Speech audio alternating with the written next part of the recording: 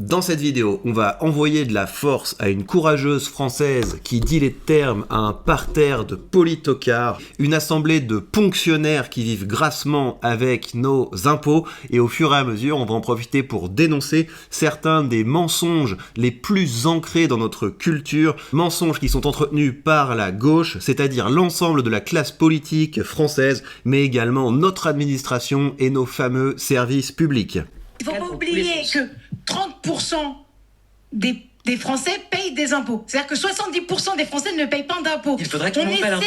Et donc là, on a une espèce de gauchiste fonctionnaire qui ose répondre « Il faudrait que tout le monde paye des impôts, parce que moi, je veux plus d'argent. » Et la réalité qu'il y a derrière ce chiffre de 30% des Français qui payent des impôts, c'est que la France est un système esclavagiste. C'est-à-dire que vous avez des gens qui travaillent, des gens qui ont fait des bons choix, des gens qui ont du mérite, et ces gens-là, on les ponctionne. Pourquoi ? Non pas pour leur rendre quelque chose sous la forme des fameux services publics, parce que certaines dépenses doivent être mises en commun. Imagine le jour où tu auras un cancer. Non, pas du tout. Ça sert absolument pas à ça. L'objectif de l'argent qui est volé aux créateurs de valeur, qui est volé aux gens méritants, c'est de créer une clientèle pour les politocards. C'est-à-dire qu'on maintient des gens dans la pauvreté avec du RSA, on maintient les gens dans la pauvreté avec des aides et avec des emplois fictifs, et ça permet élection après élection, de faire venir au pouvoir des politocards qui s'appuient sur la masse de leurs clients, à savoir les gens qui ont besoin de maintenir ce système esclavagiste au lieu de se mettre à bosser, parce que c'est beaucoup plus facile de faire les poches des gens qui bossent plutôt que de se trouver une vraie activité. On n'en sort plus. Okay, heureusement qu'il y a des riches. Demain, Bernard Arnault s'en va, par exemple, parce qu'on parle souvent de lui, on pleure. D'accord ? Il y a énormément d'entreprises de petites PME qui vivent grâce à LVMH. D'accord ? S'ils s'en vont, on meurt. Mais nous, ils nous rapportent rien dans la... Moi, personnellement, la première. Pourtant, je suis loin d'être Bernard Arnault. Si j'avais la possibilité, je partirais. C'est ça, en fait, que les politiciens n'arrivent pas à entendre. C'est que on veut tous plus d'argent dans les écoles. Donc là, pour que vous compreniez la situation, face à lui, il y a des espèces de saletés d'élus, donc de gens qui vivent de nos impôts, qui disent « Ouais, mais moi, Bernard Arnault, il me rapporte rien. Bernard Arnault, il ne paye que 2% d'impôts. » Et donc ça, c'est un mensonge de la gauche qu'il faut débunker. Comment est-ce qu'ils en arrivent à dire que Bernard Arnault ne paye pas assez d'impôts ? Ils regardent ce que Bernard Arnault paye, ce qui est absolument gigantesque, et ils regardent le patrimoine de Bernard Arnault. Qu'est-ce qu'il y a dans le patrimoine de Bernard Arnault ? Il ne vous a pas échappé que Bernard Arnault était un entrepreneur à succès, c'est-à-dire qu'il a mis son capital pour fonder une entreprise. Cette entreprise est devenue gigantesque, est devenue un fleuron de l'industrie française, ce qui veut dire que le capital qu'il avait mis au départ en étant actionnaire de son entreprise, donc en étant propriétaire de certaines parts de cette entreprise, ce capital a immensément grandi. Et donc quand on arrive aujourd'hui et que quelqu'un a effectivement eu un succès entrepreneurial et qu'on dit « Non mais regardez, il ne paye qu'une toute petite part d'impôt en partie de son patrimoine », ce que ça veut dire, c'est qu'il faudrait que l'État puisse voler une part plus importante de son entreprise. Donc c'est absolument délirant. Heureusement que certaines personnes sont capables d'avoir des succès entrepreneuriaux, et si, avec tout ce qu'on leur fait payer, avec tout ce qu'on fait payer à leur entreprise, tous les ans, on essaie de raboter leur patrimoine en disant « Non mais regarde, t'as beaucoup trop réussi, c'est un scandale parce que même si tu nous payes déjà énormément d'impôts, au regard de ta réussite, c'est quand même trop petit, donc il faut qu'on rabote encore ta réussite. » Et derrière ça, il y a une autre logique, et cette logique, ce qui est fou, c'est qu'elle est portée par des gens de droite, elle est portée par le RN, elle est portée par des gens qui sont censés être au centre droit, elle est même portée par des gens qui sont censés être le parti républicain. Et cette logique, c'est diviser pour mieux taxer. C'est-à-dire, au lieu de discuter de ce qui est absolument évident, à savoir qu'au global, l'État vole une trop grosse part de la richesse nationale, le fait qu'au global, les Français sont les gens les plus taxés au monde,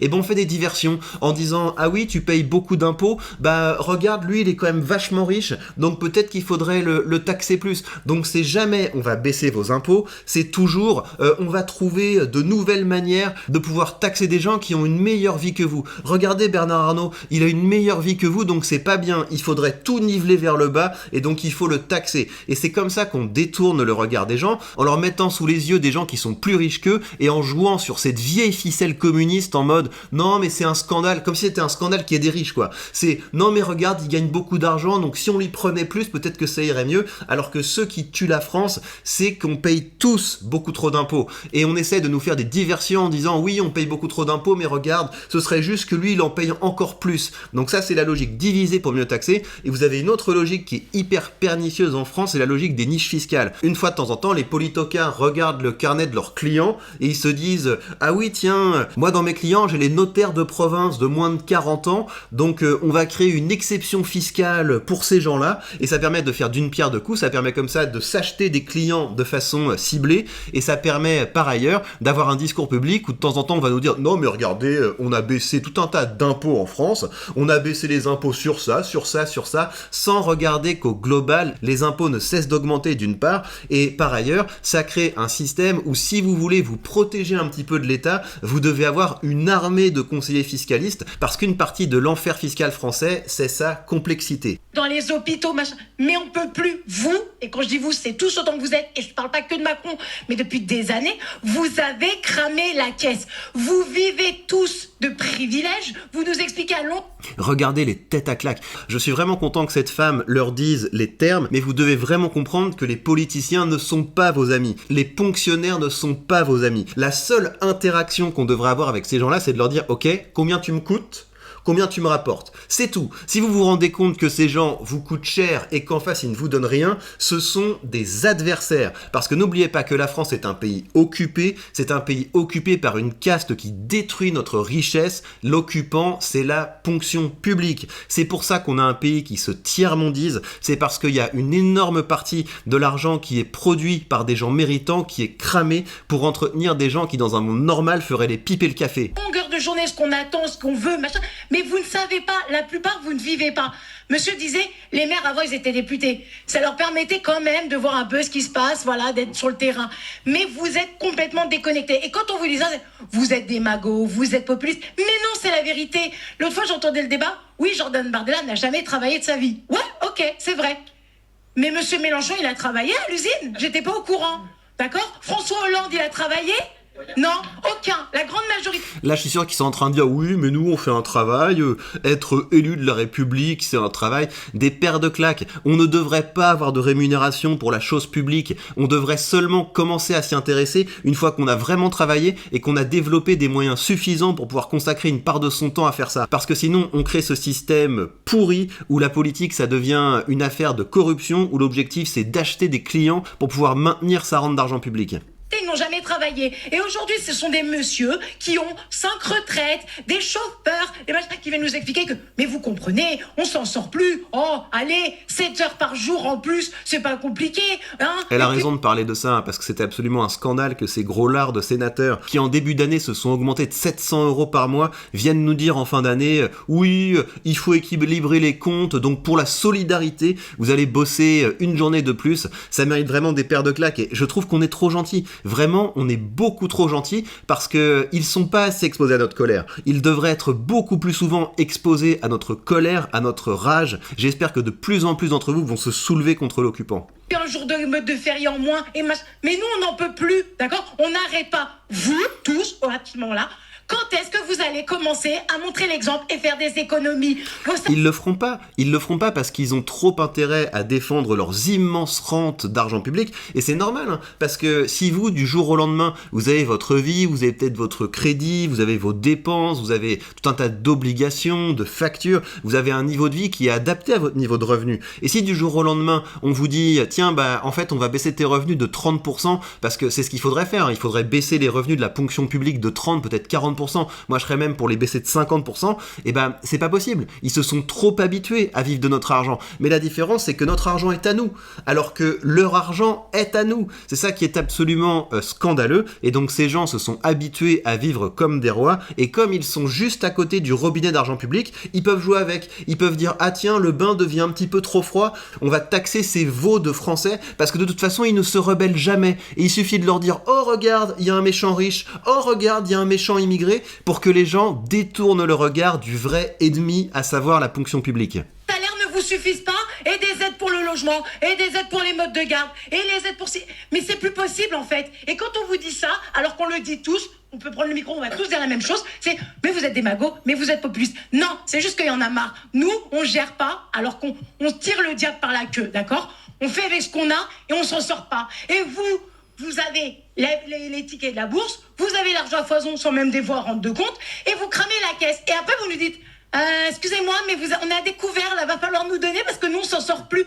Et c'est plus possible, en fait. Et ça, c'est à tous les niveaux. Et quand j'entends, non, moi, je signe pas cette loi parce que ça, c'est le RN. Alors, par principe, je suis d'accord. Et donc, ensuite, elle dénonce les petites magouilles politiciennes qui sont tout aussi répugnantes. Encore une fois, hein, les politiciens, c'est juste des influenceurs. C'est des influenceurs qui, de temps en temps, font leur petit clash, qui font comme s'il y avait une opposition, alors qu'ils sont tous en accord sur une chose, à savoir, on a besoin de plus d'État, on a besoin de plus d'État qui protège les Français, mais les politocards vous aiment exactement de la même manière qu'un berger aime ses moutons. On nous entretient, on nous soigne, on nous vaccine pour mieux nous tondre, pour pouvoir une fois de temps en temps tondre toute la laine qu'on a sur le dos. C'est à ça qu'on leur sert. Et je pense qu'il faut renverser la table, je pense que la peur doit changer de camp et il faut les confronter tous autant qu'ils sont, beaucoup plus régulièrement à notre colère. Voilà donc les amis pour ce petit coup de gueule. De temps en temps, il faut le faire, vous devriez le faire beaucoup plus régulièrement et c'est pour ça que je vous invite dans cette vidéo comme dans toutes mes vidéos,